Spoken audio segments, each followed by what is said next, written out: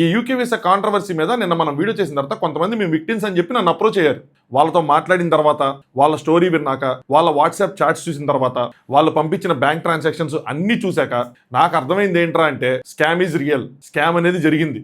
మధుకర్ గారు ఈ సిఓఎస్ కి సంబంధించిన బ్యాక్ డోర్ అయితే ఖచ్చితంగా ఓపెన్ చేశారు. అక్కడ ఈ సిఓఎస్ కోసం కొంతమంది మనీ పే చేసి మోసపోయారు. దీనికి బాధ్యత ఎవరు వహించాలి అంటే మధుకర్ గారే వహించాలి. యాపిల్స్ అమ్మాము, అవి పుచ్చిపోతే మాకేం సంబంధం లేదంటే అవదు. అక్కడ ఇప్పుడు నేను జియో సిమ్ తీసుకున్న తర్వాత నాకు ఏదైనా ప్రాబ్లం వస్తే అయితే షాప్ వాడి దగ్గరికి వెళ్తా, లేదంటే కస్టమర్ కేర్ దగ్గరికి వెళ్తా. అంతేగాని అంబానీ గారికి ఫోన్ చేసి అంబానీ గారు ఇష్యూ వచ్చిందంటే ఆయన పట్టించుకోరు కదా.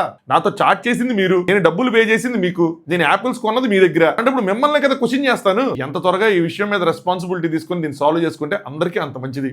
అది కాకుండా విక్టింగ్ కార్డు ప్లే చేయడం వలన, లేదంటే లేదు మా మీద బురద జల్లుతున్నారు, కావాలని నెగిటివ్ క్యాంపెయిన్ చేస్తున్నారని చెప్పి పైపైన మాటలు చెప్పడం వలన ఇది తేలదు.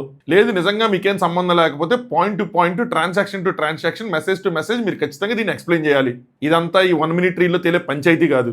4 points. 1 స్కామ్ రియలా కాదా, 2 స్కామ్ కి ఎవరు రెస్పాన్సిబుల్, 3 బాధితులకు ఎటువంటి న్యాయం చేయాలి, 4 కొంతమంది కామెంట్స్ లో కూడా అడిగే విషయం పోలీసుల దగ్గరికి వెళ్లకుండా ఎందుకు సోషల్ మీడియాలో అడావుడి చేస్తున్నారని. ఈ 4 విషయాలతో పాటు బాధితులు మాట్లాడిన మాటలతో యూట్యూబ్ లో డీటెయిల్డ్ గా వీడియో చేశా. లింక్ బయోలో ఉంది. అది చూస్తే ఖచ్చితంగా మీ అందరికీ ఒక క్లారిటీ వస్తుంది.